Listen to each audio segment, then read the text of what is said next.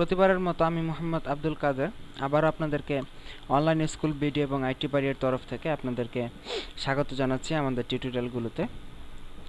তো আজকের টিউটোরিয়ালে আমরা আপনাদেরকে বিং ওয়েবমাস্টার টুলস নিয়ে আলোচনা করব।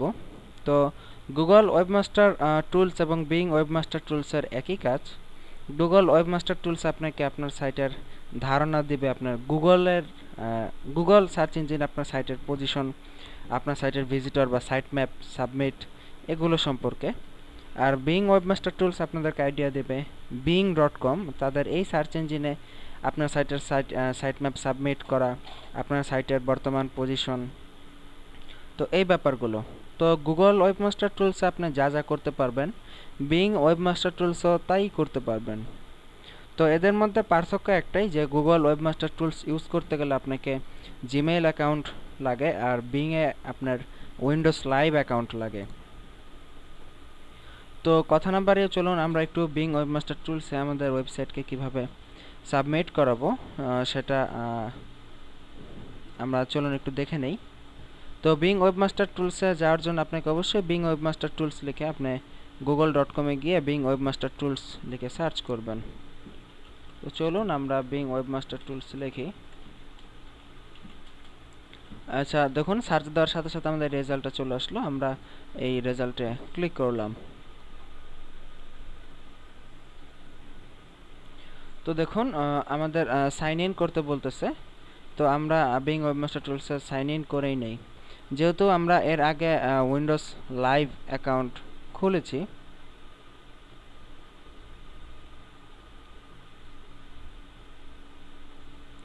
তো আমরা এখানে মাইক্রোসফট অ্যাকাউন্ট এর আগে খুলেছি, তো এই অ্যাকাউন্ট দিয়ে আমরা এখানে এখন সাইন ইন করব। তো লগ ইন করার জন্য আমাদের এখানে ইমেল অ্যাড্রেসটা লিখতে হবে। আমরা এর আগে দেখিয়েছি কিভাবে আমরা ইমেল অ্যাকাউন্ট খুলেছি, উইন্ডোজ লাইভ অ্যাকাউন্ট। তো এরপর আমাদের এখানে পাসওয়ার্ড দিতে হবে। Keep me signed in a click করলাম, সাইন ইন।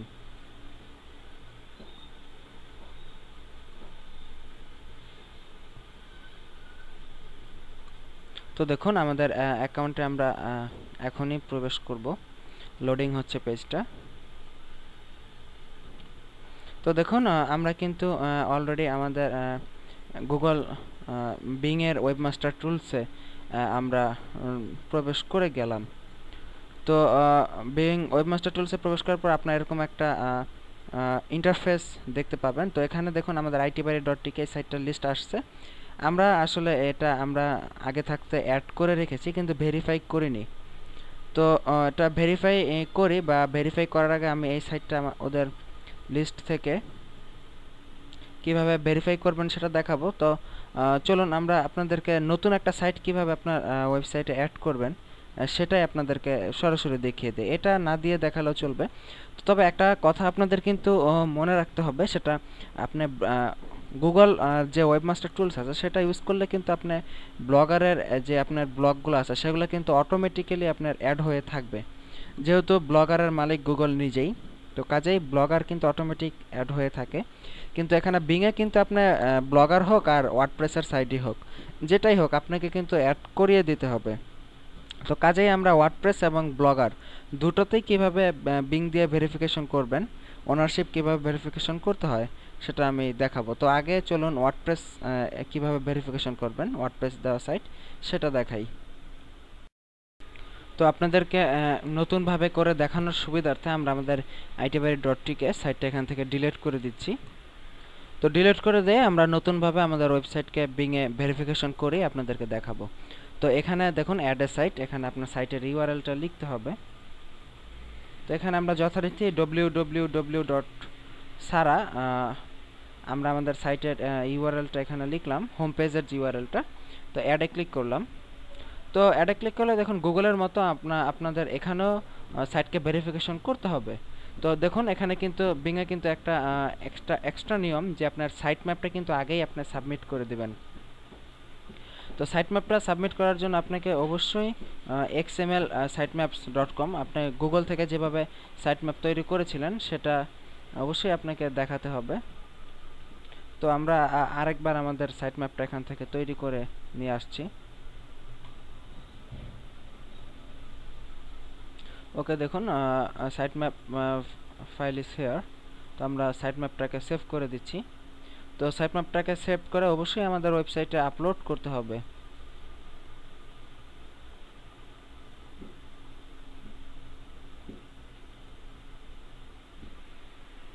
তো এই যে দেখুন আমাদের বাম পাশে ব্রাউজার থেকে আমরা সাইট ম্যাপটাকে আপলোড করব। এটা আমি কিন্তু আপনাদের আগেই দেখিয়েছি যে কিভাবে আপলোড করবেন, কাজেই আমি আর এখানে দেখাচ্ছি না। বিং ওয়েবমাস্টার টুলসে কিন্তু আমরা দেখিয়েছি। দেখুন ডাইরেক্টরি লিস্টিং সাকসেসফুল, এখানে মানে আপডেট হয়ে গেছে আমাদের সাইট ম্যাপটা। তো এখন আমরা সরাসরি আমাদের এখানে আমাদের যে সাইট ম্যাপের যে অ্যাড্রেসটা দিতে হয়, আপনার সাইট দিবেন স্ল্যাশ দিয়ে sitemap.xml, বাস এইভাবে দিবেন আপনার সাইট ম্যাপটা। আমরা একটু আমাদের itbari.tk স্ল্যাশ দিয়ে sitemap.xml এখান থেকে গিয়ে দেখে আসি। ওকে ফাইন, আমরা এখন অ্যাডে ক্লিক করব।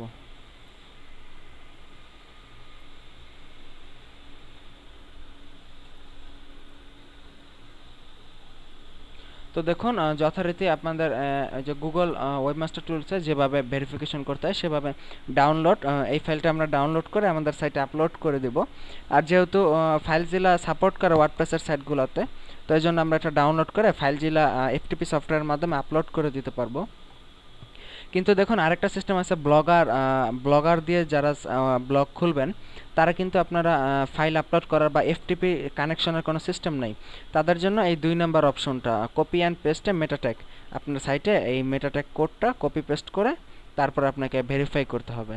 তো চলুন আমরা যেহেতু আমাদের এটা ওয়ার্ডপ্রেস সাইট, আমরা ফাইলজিলা সাপোর্ট করে ফাইলজিলা দিয়ে কিভাবে লগ ইন করবেন আপনার সাইটে তা আমাদের সাথে দেওয়া টিউটোরিয়ালের যে 3 নম্বর পার্টটা আছে, পার্ট 3তে আপনারা ওয়েবসাইট বেসিক একটা ওয়েবসাইট ডিজাইনের যে কিছু টিউটোরিয়াল আছে সেখানে পাবেন। তো আমরা এটা ডাউনলোড করে নেই।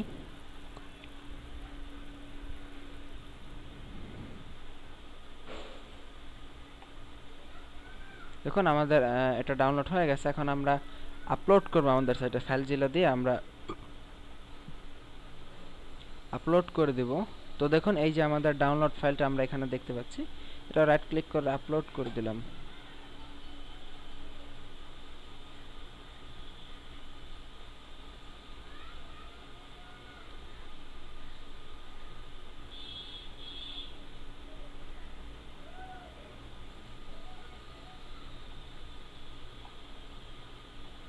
দেখুন ডিরেক্টরি লিস্টিং সাকসেসফুল দেখাচ্ছে যে আমাদের এটা আপলোড হয়ে গেছে।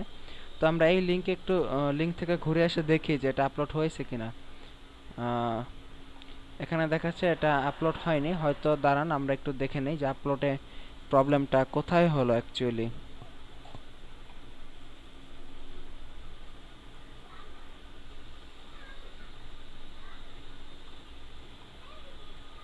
ও সরি, আমাদের এখন এই রুটে এটাকে আপলোড করতে হবে। এটা আমরা আপলোড করে দিলাম, এই পাবলিক HTML রুটে আপলোড করতে হবে। আমরা এতক্ষণ ভুল জায়গায় আপলোড করেছি, তো যেহেতু আমরা সাইট ম্যাপটাও ভুল জায়গায় আপলোড করেছি, সাইট ম্যাপটা আমরা এখানে আপলোড করে দিই। তো দেখুন আমাদের এই পাবলিক HTML ডাবল ক্লিক করার পর যে ফোল্ডারটা আসবে সেখানে আপলোড করবেন। তো এবার আমরা আমাদের sitemap.xml এখান থেকে একটু ঘুরে আসি, সাইট ম্যাপ দেখতে পাবো, বা আমরা এখানে এই লিঙ্কটা থেকে একটু ঘুরে আসি। আচ্ছা যাই হোক, আমরা দেখি আপলোড হলে আমাদের বিং কনফার্ম করবে। ভেরিফাই ক্লিক করলাম।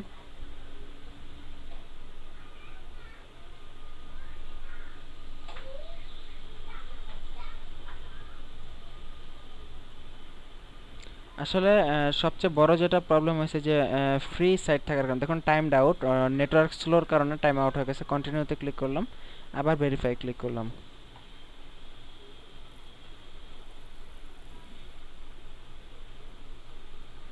দেখুন পেজটা লোড হচ্ছে। তো দেখুন আমাদের সাইট কিন্তু দেখুন সফলভাবে কিন্তু আপলোড হয়ে গেছে, মানে আমাদের সাইট আমরা ভেরিফাই করতে পেরেছি আমাদের ওয়েবসাইটকে। তো দেখুন এখানে আমাদের সাইট ম্যাপের অবস্থা দেখাচ্ছে, বর্তমান অবস্থা sitemap.xml।